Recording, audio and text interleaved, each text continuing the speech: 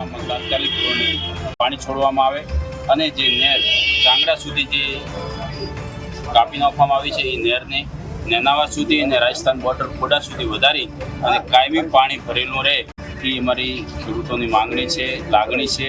અને ખેડૂતો વતી અમે પાર્ટીના આગેવાનોએ આજે મામલતદાર સાહેબને આવેદનપત્ર આપ્યું છે.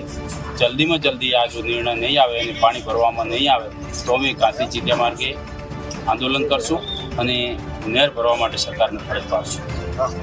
તાત્કાલિક ધોરણે પાણી છોડવામાં આવે અને જે નહેર ચાંગડા સુધી જે કાપી નાખવામાં આવી છે એ નહેરને નેનાવા સુધી અને રાજસ્થાન બોર્ડર ખોડા સુધી વધારી અને કાયમી પાણી ભરેલું રહે એ અમારી ખેડૂતોની માંગણી છે, લાગણી છે.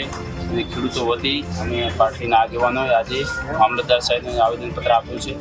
જલ્દીમાં જલ્દી આ જો નિર્ણય નહીં આવે અને પાણી ભરવામાં નહીં આવે તો અમે ગાંધી જગ્યા માર્ગે આંદોલન કરશું અને નહેર ભરવા માટે સરકારને ફરજ પાડશું.